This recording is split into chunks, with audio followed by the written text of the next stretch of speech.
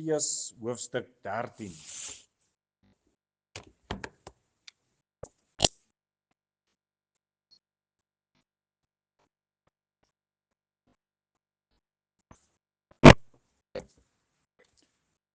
Matteus hoofstuk 13, die perikoop opskrif daar is die gelykenis van die saaier. En in hierdie oggend gaan ek so 'n bietjie van 'n draai loop, dis 'n baie lekker gelykenis hierdie, omdat die Here Jesus self hierdie gelykenis verklaar. So die Here Jesus praat hier oor die gelykenis en later verklaar hy hom.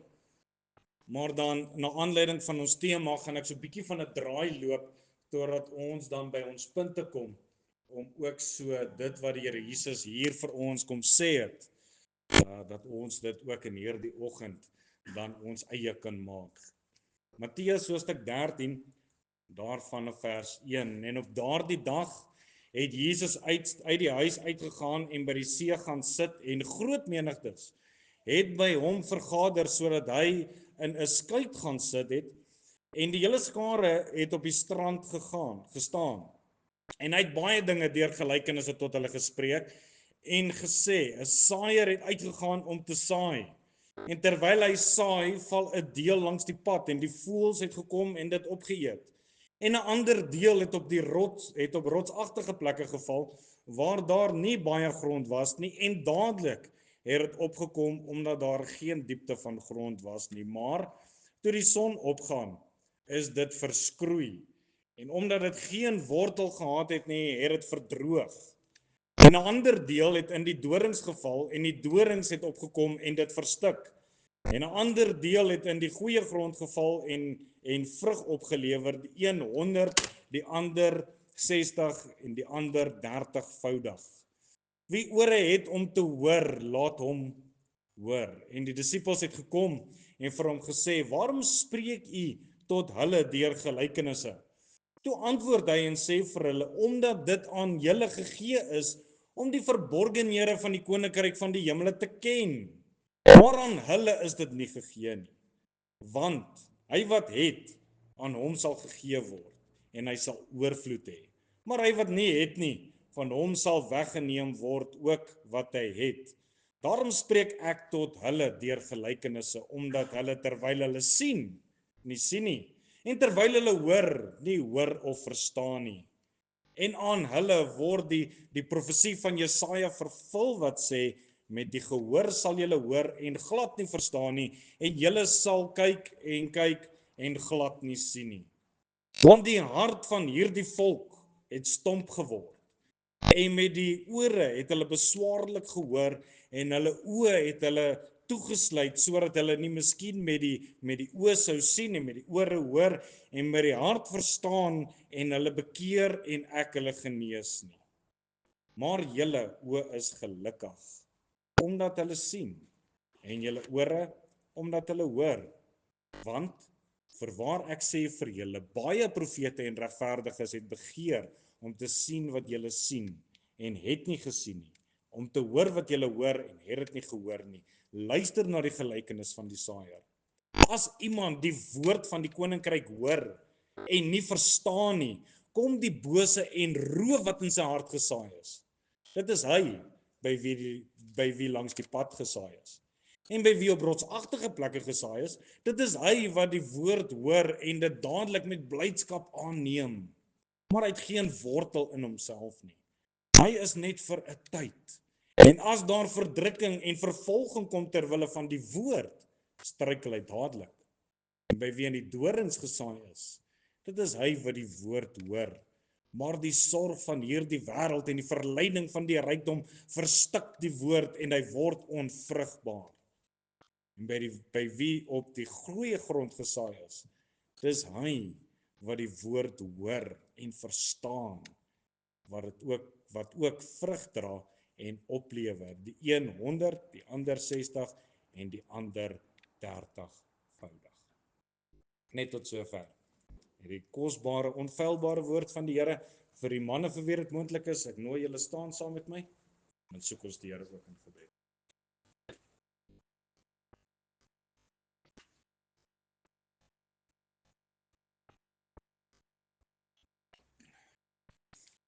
Wonderlike Here, baie dankie vir ons samesyn in hierdie oggend. Dankie Here dat ons vanmôre kon opstaan, vars lig kon inasem. Dankie Here dat ons kon waarneem soos wat die Bybel sê dat die son elke dag op sy tyd reg opkom. Dankie Here dat ons as kinders van die Here, as kinders van die sorg, kan by mekaar kom. Here, om vir 'n wyle stil te word. Stil te word, Here, om te hoor dit wat U vir ons in hierdie tyd en hierdie dag ook so spesifiek wil kom sê. Dankie vir die woord, Here, wat ons tot ons beskikking het, sodat ons nie hoef te wonder nie. Maar Here, dat ons verkoop kan word, dat ons kan groei. Here, soos wat ons nou gelees het, sodat ons ook vrug kan dra. Dankie Here dat ons kan kom stil word vir 'n wyle en kan kom bid vir ons gemeente in elke liewe faset. Dankie Here dat ons kan kom bid vir ons siekes. Ons is so dankbaar Here om te kan verneem van hulle vir wie ons bid en kan sien Here hoe dat U aanraak, Here hoe dat U genees. Ons bring U waarlik al die eer, die lof en die aanbidding van ons harte. Dankie Here dat ons kan kom bid vir ons gemeente wat in moeilike tye verkeer. Here, U ken die begeertes van elke liewe persoon hier teenwoordig vanmôre. U ken ons stryd. Here Jesus, sal U ons ook daar in daardie tye kom ontmoet. Dankie Here dat ons kan kom bid vir geleenthede wat ons as gemeente het, waar ons kan uitreik, met ander mense kan praat oor die blye evangelie. Ons kom vra Here dat U hierdie gemeente ook so sal gebruik om siele te red.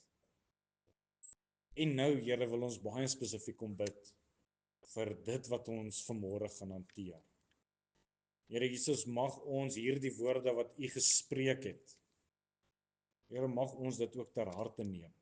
Mag ons die waarde hiervan raak sien en mag ons dit implementeer. Here, sal U die naprediker van U woord wees. Sal U met ons harte kom spreek. En Here Jesus, sal dit ook lei tot eer en verheerliking van U. Dankie Here dat ons al hierdie dinge kan vra. Dat ons al hierdie dinge kan bid. Want ons weet, Here, ons geloof is daarin gevestig dat U alleen is die volëinde van elke goeie werk. Ons bid dit, Here, in diepe afhanklikheid met groot dankbaarheid in ons harte. In die naam van die Here Jesus Christus alleen. Amen. Geliefdes, as teks van oordenking wil ek graag daai woorde van die Here Jesus aanhaal in vers 9. Vers 9 sê die Here Jesus, wie ore het om te hoor, laat hom hoor. Na aanleiding van dit wil ons graag met U gesels onder die tema die lewe na die erediens. Die lewe na die erediens. Nou in 2012 verrig het ek is 2012, 2013, my vrou sal my nou op die minuut, die uur kan reghelp, het ek 'n dame ontmoet. Sy was in matriek gewees.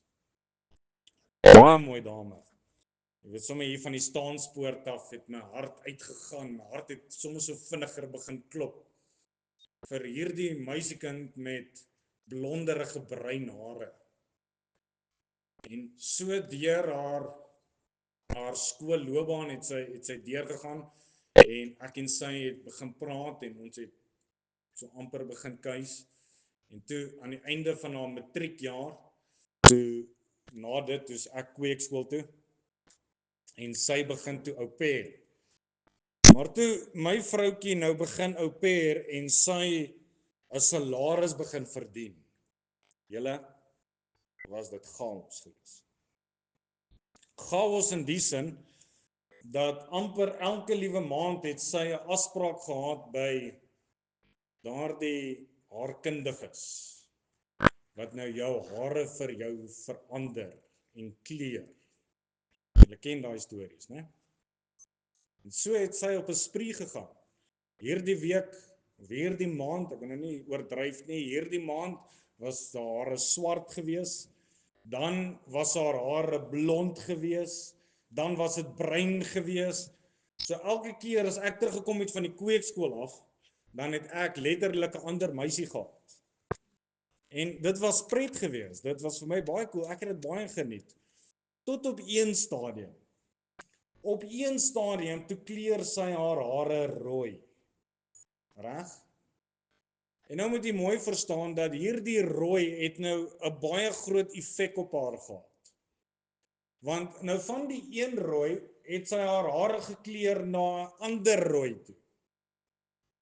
En dan van daai rooi het sy haar hare weer verkleur na 'n ander rooi toe.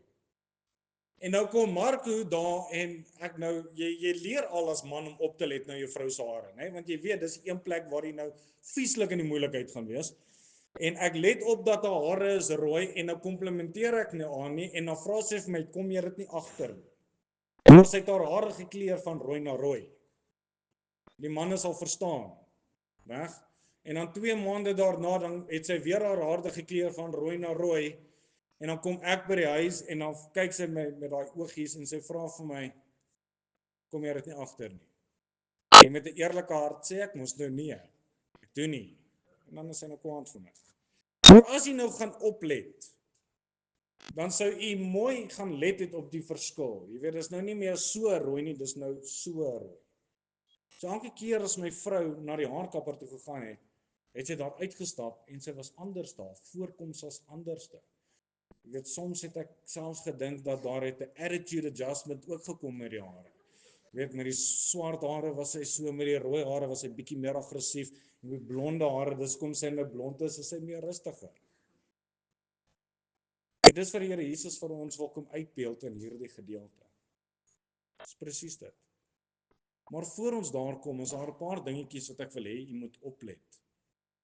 In vers 3 lees ons hierdie woorde en hy het baie dinge deur gelykene tot hulle gespreek. En hy het gesê 'n saaier het uitgegaan om te saai.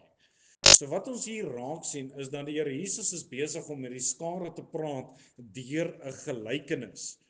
En 'n gelykenis is iets wat gebruik word is wanneer jy 'n prentjie skets om 'n waarheid oor te beeld. Dis soort ons 'n prentjie, soos Marco is 'n prentjiebrein. As jy dinge vir my in 'n prentjie sit, dan verstaan ek dit baie keer baie mooi. Maar hierdie gelykenis is so bietjie anderste as die res en ek wil hê jy moet dit saam met my raak sien. As jy kyk na Matteus 13 vers 24 staan daar 'n ander gelykenis het hy hulle voorgehou en gesê die koninkryk van die hemele is soos 'n man wat goeie saad in sy land gesaai het. Let op die eerste gedeelte, die koninkryk van die hemele. Reg?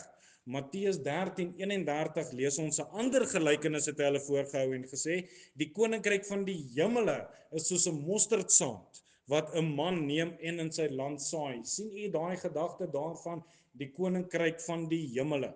Ons sien dit weer in Matteus 13 vers 33, 'n ander gelykenis het hy hulle vertel, die koninkryk van die hemele is soos suurdeeg wat 'n vrou neem en in 3 mate verdeel totdat dit heeltemal ingesuur is. Matteus 13 vers 34 sien ons daar ook. Verder is die koninkryk van die hemele soos 'n skat wat verborge is in die saailand wat 'n man verkry en wegsteek en uit blydskap daaroor gaan hy en verkoop alles wat hy het en koop daardie saailand. So die verskil wat ons moet raak sien, die ander gelykenisse praat dadelik van die koninkryk van die hemele. So dit praat van 'n nadood, die hemele gedagte. En hierdie gelykenis wat ons nou vandag hier lees, het staan daar glad nie dat dit die saaier of enige iets word in verband gehou met die koninkryk van die hemele nie. En ons het 'n baie spesifieke rede daarvoor.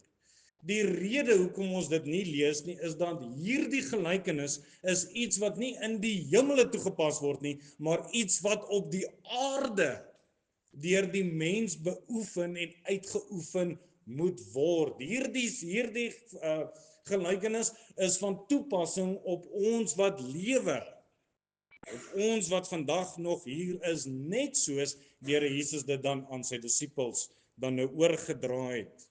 Dit is iets wat die Here Jesus aan hulle oorgedra het, dat hulle dit moet begryp En hierdie disippels, hierdie skare mense moes dit ook so in hulle lewens dadelik op daardie moment kom toepas het. En die Here Jesus kom hier en wil hulle kom toon hoe die koninkryk van God wel begin. En hy sê dat die koninkryk begin deur 'n saaiër wat uitgaan om te saai. So in hierdie gelykenis gebruik die Here Jesus die vergelyking tussen die saad en die woord. As jy gaan kyk na die verklaring wat die Here Jesus gee, hy sê ek wil net gou weer daai vers kry. Luister julle dan na die gelykenis van die saaiër as iemand die woord van die koninkryk hoor. So hy bou hier die vergelyking dat hier die saaiër is dieselfde as die woord. Hier die saad is die woord van God. Dis wat die Here Jesus hier aan hierdie skare wil kom verduidelik. Dis wat hy wil hê hulle moet begryp. Hierdie is die prentjie wat hy wil hê hulle moet insien. Nou hoekom sal hy dit doen? Hoekom sal hy dit doen? As ons deur die Bybel gaan, dan of nie net deur die Bybel nie, of selfs in ons alledaagse lewe, dan weet ons dat 'n plant, jy plant hom vir 'n doel. Is ek reg? En Piet plant 'n mielie met 'n doel. Hy plant nie 'n mielie dat hy daar onder die grond bly en niks doen nie. Jy plant 'n mielie sodat hy groei. Dieselfde met die woord van God. Nou skryf die Hebreërs skrywer en hy sê in Hebreërs 4 vers 12, want die woord van God is lewend en kragtig en skerper as enige tweesnydende swaard en dring deur tot die skeiding van siel en gees en van gewrigte en murg en is 'n beoordelaar van die oorlegge en gedagtes van die hart. Dis wat die woord van God is. Dis nie die woord van mense nie. Hierdie woord is vanuit God. Dit is dit wat binne ons moet vassteek. Dit is dit wat hier binne ons moet wortel skiet. En geliefdes, dit is dit, die woord van God, wat soos enige plant lewendig word, moet dit kragtig lewendig in ons ook word en dit moet groei. Dit moet groei. Dit moet binne ons groei. En dit wat hier binne ons moet lewe, dat ons daardeur en in en deur dit verander sal word. En mees belangrik, dit is hierdie woord wat binne ons tot buite ons moet vrug dra. As jy 'n mielie, wat ook as 'n plantjie plant en hy dra nie vir jou vrugte nie, dan beteken hy vir jou absoluut niks. Absoluut niks. En dis het die Here Jesus gesê, dra dan die vrugte wat by die bekering pas. Dra die vrugte wat by die bekering pas. En nou is die vraag, wat moet bly? Hoe lyk hierdie vrug? Wat is hierdie vrug van die bekering? Wat is dit? Hoe lyk dit? Want wanneer ons by 'n appelboom kom, dan wil ek nie graag 'n piesang daarin afpluk nie. Ek gaan grootliks bewonder wat met hierdie boom aan die gang is. Dieselfde met 'n avouboom. As jy by 'n avouboom kom en hy gee vir jou narkies, is daar 'n probleem. En so word elke plant gekategoriseer met sy eie dingetjies en daadjies. 'n Appelboom, hy lyk soos 'n appelboom, hy ruik soos 'n appelboom, hy proe soos 'n appelboom. Alles aangaande hom gaan gepaard met appels. Dieselfde met piesangs, dieselfde met avos, dieselfde met tomaties, dieselfde met hulle almal. En nou die Here Jesus ook gesê dat aan hulle vrugte sal julle hulle ken. Want 'n mens pluk tog nie druiwe van dorings of vye van distels nie. So dra elke goeie boom goeie vrugte, maar 'n slegte boom dra slegte vrugte. 'n Goeie boom kan geen slegte vrugte dra nie en 'n slegte boom ook geen goeie vrugte nie. So die Here Jesus hak aan by hierdie gedagte, dat aan julle vrugte sal julle geken word. En as ons die regte vrugte dra, dan vorm dit deel van ons heiligmaking, ons groei in heiligmaking. Onthou wat Paulus gesê vir die gemeente. Hy sê vir hulle dat julle moes by die tyd moes julle al vleis geëet het, maar julle drink nog steeds melk. Julle het nog nie by die vaste spys gekom nie. Die dieper waarhede van die Here. Die dieper waarhede van die woord van God. Dit is nog oppervlakkig. En nou vra hy in Romeine 6 vers 21, watter vrug dan het julle toegehaat van die dinge waaroor julle nou skaam? Want die uiteinde daarvan is die dood. Maar nou dat julle vrygemaak is van die sonde en diensbaar geword het aan God, het julle jul vrug tot heiligmaking het hy en uiteindelik die ewige lewe. So baie duidelik dat elke kind van die Here een of ander tipe vrug in hulle lewens moet dra. En dit alles lei na goeie werke in en deur ons, soos wat Paulus skryf aan die gemeente van Kolossense. Hy sê sodat julle waardiglik voor die Here mag wandel om hom in alles te behaag en in elke goeie werk vrug mag dra en in die kennis van God kan groei. Geliefdes, jy sien, dis eers dan wanneer ons lewens kan getuig. Dis eers dan wanneer ek tot die Here kan groei. Dis eers dan wanneer daai vrugte 30, 60, 100voudig hier binne my dra, waar ek 'n getuie vir die Here kan wees. Waar ek in die wêreld kan uitstaan en mense na daardie boom kan kyk en kan sê, nou dit is die kind van God. Hy dra die vrugte wat by die bekering pas. Sy lewe sien ek dit, ek ruik dit, ek proe dit. En elke keer wanneer ek by daardie persoon kom en ek pluk 'n vrug van sy lewe, dan kom ek in aanraking met die Here. Dis waarby die kinders van God moet uitkom. Dis waarvan ons lewens moet getuig. Romeine 1 vers 13 skryf Paulus, hy sê, maar broeders, ek wil nie julle daarvan nie onkundig laat dat ek my dikwels voorgenem het om na julle te kom nie. En ek is tot nog toe verhinder, sodat ek ook onder julle een of ander vrug kan insamel, net soos die ander heidene. Paulus het die kerk gelos daar. Hy het vir hulle die waarhede geleer en hy skryf en hy sê, dat wanneer ek weer by julle kom, wil ek weer daai vrugte geniet. Dan sal ons ook die Here kan eer wanneer ons hierdie vrugte dra. Hebreërs 13 vers 15 sê, laat ons gedurig deur hom aan God 'n lofoffer bring. Dit is die vrug van die lippe wat sy naam bely. En nou het ons ook 'n hartseer waarskuwing wat ons raak sien in Johannes 2 vers 23. En toe hy in Jerusalem was op die Pasga gedurende die fees, het baie aan sy naam geglo, omdat hulle die tekens gesien het wat hy gedoen het. Maar Jesus self het hom aan hulle nie toevertrou nie, omdat hy almal geken het en omdat hy nie nodig gehad het dat iemand van die mens sou getuig nie. Want hy self het geweet wat in die mens is. Jy sien, hy het daai vrot vrugte het hy raak gesien, hy het dit erken en hy het homself toe nou nie aan hulle toevertrou nie.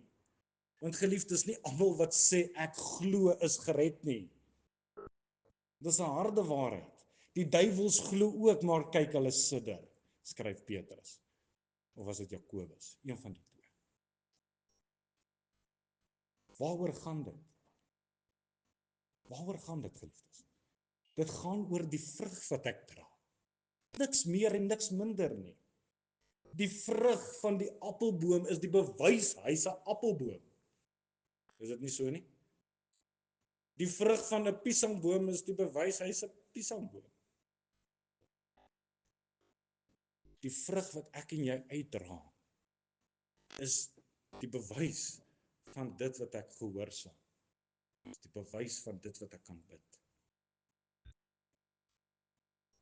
En nou tweedens, kom die Here Jesus in vers 9 en hy sê, wie ore het om te hoor, laat hom hoor.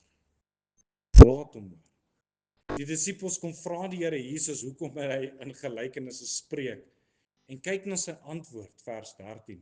Hy sê, daarom spreek ek tot hulle deur gelykenisse, omdat hulle, terwyl hulle sien, nie sien nie, en terwyl hulle hoor, nie hoor of verstaan nie. En nou kom die Here Jesus en hy verwys terug na die profesie in Jesaja hoofstuk 6 oor die volk wat nie die waarhede van die Here wil aanneem nie. Hulle is in staat om te sien, maar hulle wil dit nie sien nie. Hulle is in staat om te hoor, maar hulle wil nie begryp nie. Dis soos ons mans, geen man sal vir my sê hulle is nou onskuldig nie. Wanneer ons vrouens met ons praat, né, dan hoor ons baie keer, maar ons luister absoluut niks. Om my saamstem. Ja, daai swart sak wat daar in die kombuis is. Ons sien hom, maar ons doen niks daaromtrent nie. Ons is baie skuldig daar. Net so met die woord van die Here. Hoor dit, maar luister glad nie. Sien dit, sien die waarhede van die Here, maar neem dit glad en al nie aan nie. Glad en al nie. Die Here Jesus kom sê hier dat hulle wil nie hoor nie. Hulle wil nie sien nie. Hulle sal nie kan verstaan nie, omdat hulle nie gehoor het nie, omdat hulle dit nie wil raak sien nie, en nou met dit saam sal hulle self ook nie bekeer nie, en daardeur sal hulle ook nie genesing kry nie. En nou sê die Here Jesus in vers 16 dat hulle gelukkig is.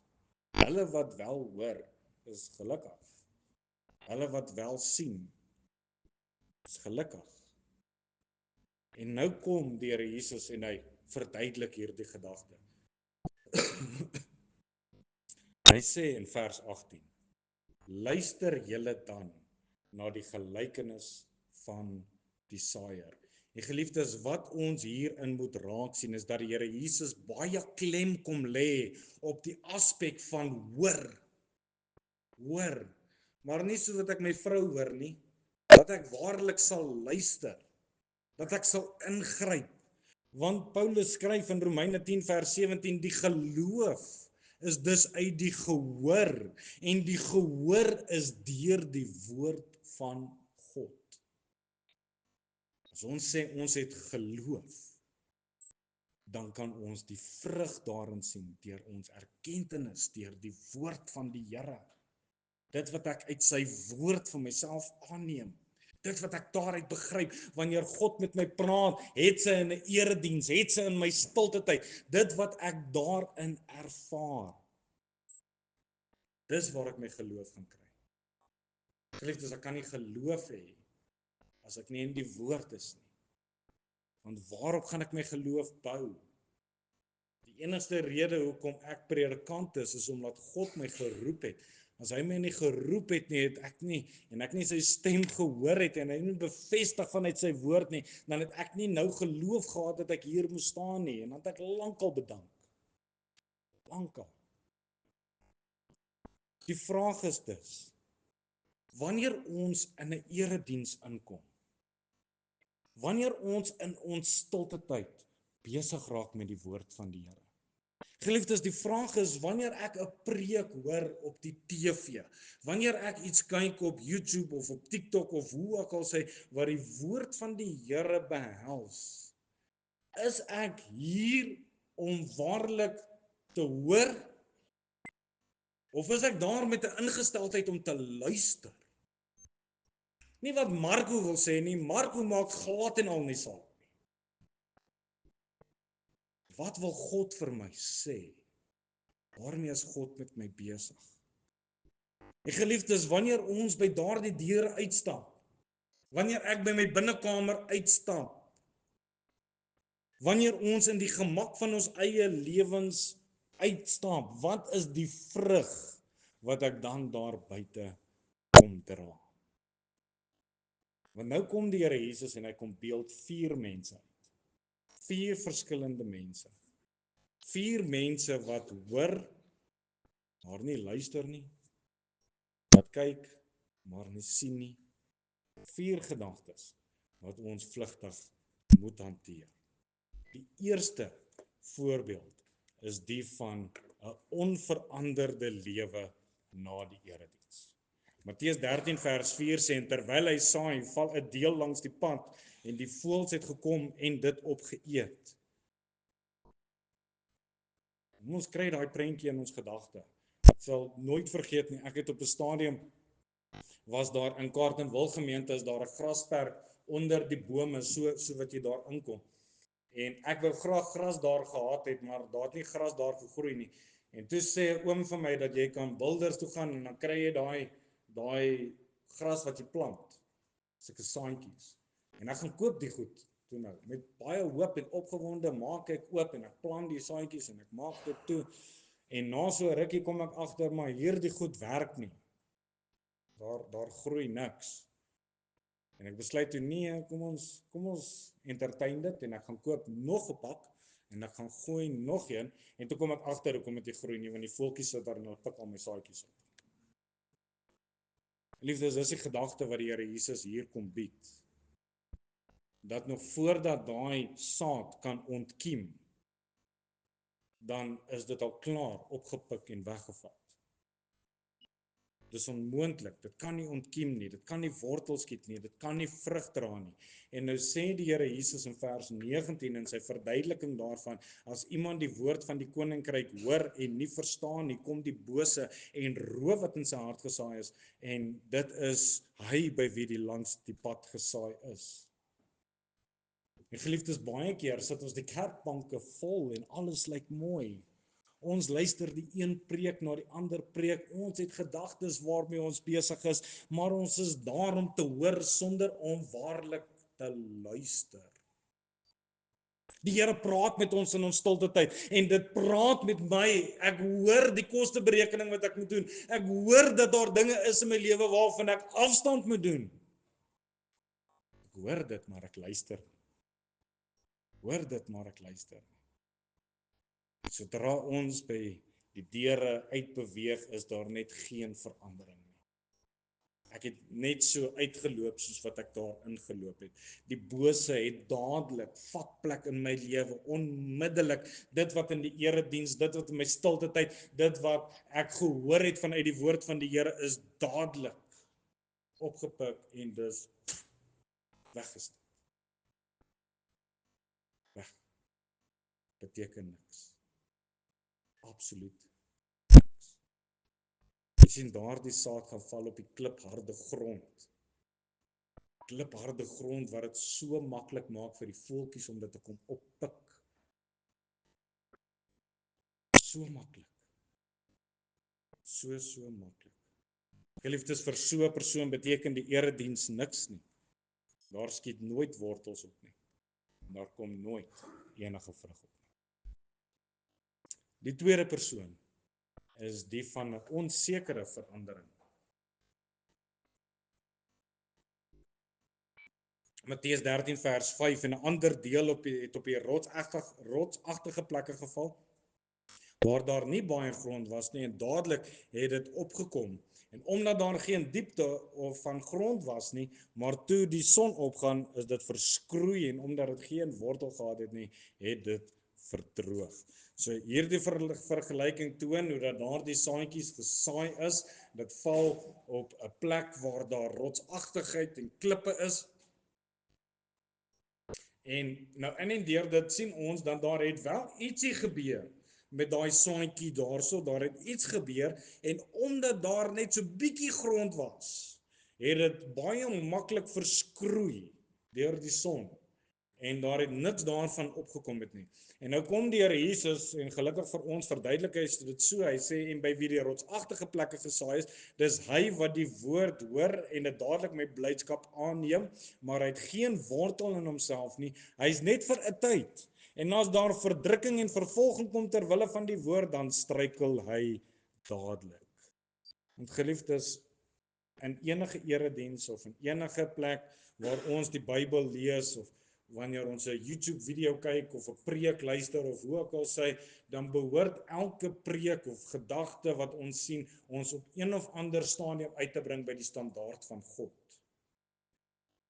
Dit wat hy verwag. Nie dit wat ek dink my opinie of my mening is nie, dit wat hy verwag. En baie keer, geliefdes, wanneer ons hierdie dinge hoor en hierdie dinge lees en al die klas van goed, dan raak ons opgewonde, want dit klink alles so mooi. Dit klink fantasties. Daar is 'n bietjie van 'n begeerte om dit in my lewe toe te pas. Dis hier waar ons in die gemeente sit en ons hoor hierdie boodskap van 'n pragtige Salomo en ek dink vir myself dat ek kan ook daar uitkom. 'n Paulus wat ten spyte van alle omstandighede kon uitroep dat ek is tot alle dinge in staat deur Christus wat my krag gee. klink so fantasties. Ek is so bemoedig. Maar jy sien, omdat daai wortels nie diep is nie, omdat daar nog 'n onsekerheid heers, dan vat dit gewoonlik nie lank nie. Dan is alles weer terug waar dit was. Alles. So 'n persoon kan gesien word as die val en opstaan lewe. Jy ken daai gedagte van 2 tree vorentoe en 16 agtertoe. Dis gewoonlik die wat in hulle gemoed baie opgewonde raak, maar sodra die eksterne faktore soos vriende, familie, die sorge van die wêreld, dan word daar so maklik ingegee. Dis 'n onsekere verandering. Dit skep 'n opgewondenheid. Net tot na die erediens.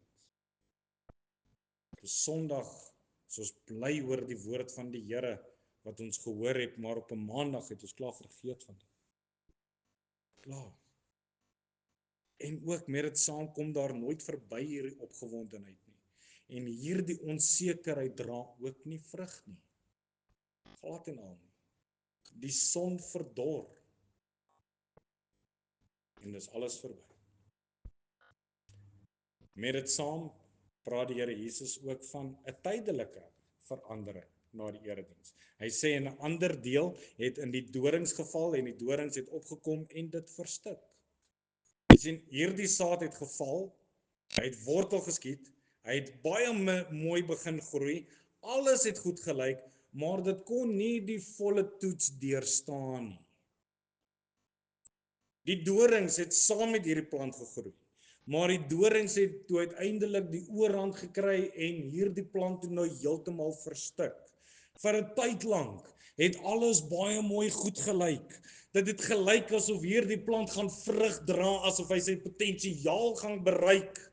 Maar toe die omstandighede kom, dit wat van die begin af nie uitgehaal is nie, toe wen die omstandighede van buite. 'n Boer plant tog nie onkruid saam met sy mielies nie. Is ek reg, Piet? Jy plant hom stryd met mielies. Al daai onkruid moet uit. Maar jy sien, hierdie plantjie het gedink hy gaan groei, terwyl die dorings saam met hom kan groei. En ons ken daai Afrikaanse gesegde, dat 'n nuwe besem vir altyd skoon. Altyd. Maar na 'n tyd begin die vuiligheid, daardie bossies begin uitkom, die dorings begin die mooi vrugte te verdring. En nou sê die Here Jesus in vers 22, en by wie in die dorings gesaai is, dit is hy wat die woord hoor, maar die sorg van hierdie wêreld en die verleiding van die rykdom verstik die woord en hy word onvrugbaar. Weereens, nog 'n saad wat geen vrug dra nie. En geliefdes, ons sien dit baie. Ons sien dit keer op keer hoe mense oorgawes maak. Here, ek sal U dien. Ek gee my alles op die altaar. Ek plaas alles op die altaar en Here, ek is wagtend op die vuur en dan kom die vuur en vat ons 'n paar dingetjies terug. Jy sien, hierdie oorgawes is net tydelik. En daar's nie 'n regte gebreek met die dinge van die verlede nie. Daar's nie 'n regte gebreek met die ou dinge nie. Die ou vriende, die ou kennisse, so vir 'n tyd lank gaan dit goed, maar dan na 'n rukkie kan jy maar sien dat hierdie persoon is onvrugbaar en toeloos.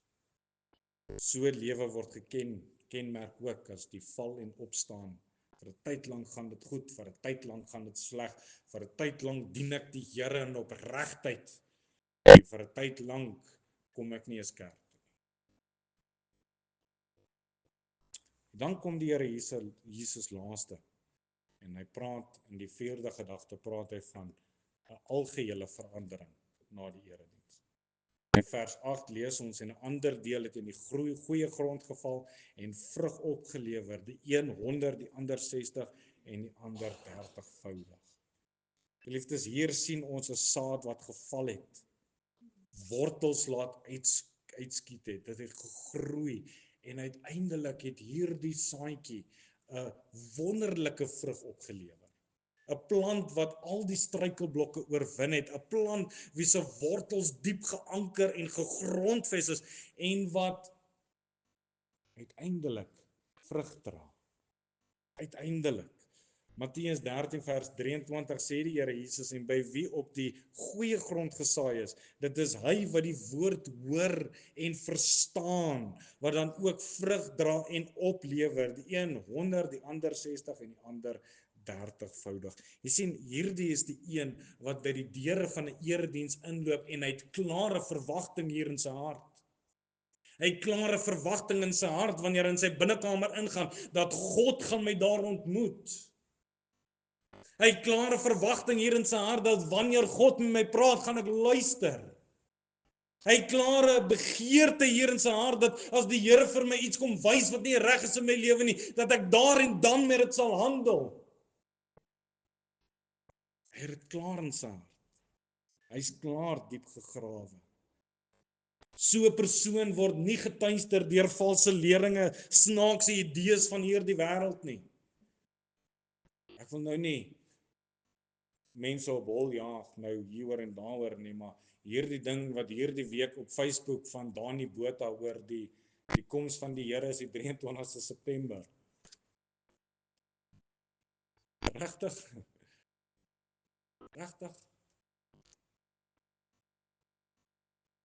Geliefdes, ons moet die vrugte kan dra. Die mens moet die vrugte kan dra. Dit is wanneer ons daai vrugte dra wat vir ons die bewys is dat ons ken die verskil tussen reg en verkeerd. Dit is hulle wat nie sal toelaat dat daar iets in hulle lewens gebeur wat die Here nie behaag nie. Dis die persoon wat kom sit in die erediens, in sy studeerkamer, voor die TV, waar ook al hy met die woord omgaan. En weet dat die Here nou ook deur hierdie boodskap my lewe kan verander. En Here, dit maak nie saak wat U doen nie. Maak nie saak wat U sê nie. Maak nie saak wat U van my verwag nie. Here, ek is bereid. Ek sal dit doen. Geliefdes, dis hulle by wie die wêreld loop. En dan gaan pluk jy 'n vrug van hulle lewens af en jy gaan proe dit en jy word nie versuur nie. Jy word opgebou. Jy weet, soos 'n tannie wat heeldag kinderstories vertel, daai vrug versuur. Iemand wat die hele tyd negatief is, versuur. Ons ken daai gedagte. Maar die kinders van die Here dra goeie vrugte. Hulle bou ander op, hulle gee krag, hulle is voedsaam. Geliefdes, verbeel jouself hoe hartseer my vroutjie sou gewees het as sy by die haarkapper ingestap het en daar uitgestap het en haar hare dieselfde gelyk. Dit sou chaos gewees het. Sy sou teruggegaan het met 'n brief en haar pa en elke liewe ding om haar waarde te kry vir dit wat sy in daai tyd daar bestee het. En soms het sy daar uitgeloop. En dan is dit 'n groot verandering. Van blond na swart. Van swart na rooi. Soms was dit klein. Van rooi na rooi. Maar daar was elke keer 'n verandering. Geliefdes, wanneer ons besig is met die woord van die Here, is daar 'n verandering. Is die vraag in ons gemoed. Wanneer ons hier in die erediens kom sit, wanneer ons in ons stilte tyd betrokke raak en ek daar uitstap en daar's nie 'n verandering nie, dan doen ek dit verkeerd. Ons doen dit verkeerd. En ons kan onsself in hierdie môre kom skaar by een van hierdie 4 mense. En ek weet nie hoe jy hart lyk nie. Dis u saak teenoor die Here. Dis u saak. U weet waar u met die Here staan vandag. U weet met watter hart u by daardie deure ingestap het vanmôre. U weet van hoe u stilte tyd in hierdie afgelope tyd met die Here lyk. U weet dit. Ek kan dit nie bepaal nie, maar u kan. En so kom vra ek vir u, wat se saad Wat se saad is? Is U die onveranderlike saad? Ag die onveranderde saad? Saad wat net niks doen nie, los van die hemel pik dit net op. Is jy 'n onsekere saadjie? Wil, maar nie weet hoe nie. Is jy daar die tydelike saadjie? Tyd lank gaan dit goed. Geliefdes, het jy al op 'n plek gekom waar jy waarlik daai saad geword het, geval het, gesterf het, wortels geskiet het en vandag vrug dra? Mense wat rondom jou is, kan hulle by jou kom en van daai saad vat en daarvan eet. Word ander mense verkoop deur dit wat jy sê, deur dit wat jy doen. Wat se saad is U in hierdie môre? My geliefdes, as U vandag hier sit en U weet dat die grond is nog nie reg nie. Die Here beloof in die Ou Testament dat hy die braaklande sal kom oopskeur. Hy sal die saad kom nat maak, die grond kom nat maak. En hy sal die verandering in ons lewens bring. Maar ons moet hom toelaat. Ons moet hom toelaat om daardie werk in ons lewens ook te doen. Die Here nooi ieder en elkeen om jou lewe te kom verander, vrugbaar te maak, te laat groei. Nooi jou om te dien in sy koninkryk. Sal ons onsself net gewillig stel. Amen. Kom ons bid saam.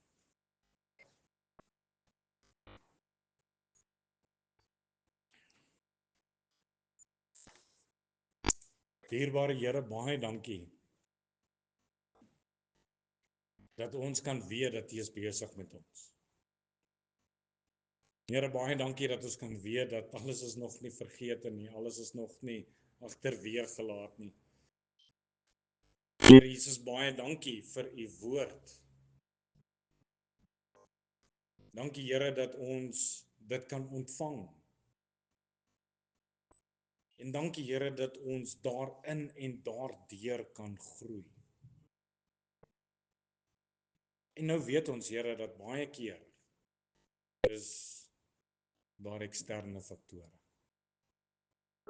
Maar ons kom vra Here dat U asseblief die braaklande sal kom oopskeur. Ons kom vra Here dat wanneer U woord doen het met ons lewens, dat ons daardeur verkoop sal word, dat ons daardeur sal groei, dat ons daardeur Here vrug sal dra tot eer en verheerliking van U naam. En so kom vra ons Here dat U asseblief by ieder en elkeen van ons sal kom stil staan. Here, U ken ons harte. U ken ons gedagtes. U weet van alles. Here Jesus, al wat ons in hierdie môre kan doen is om dit by U voete te kom neerlê.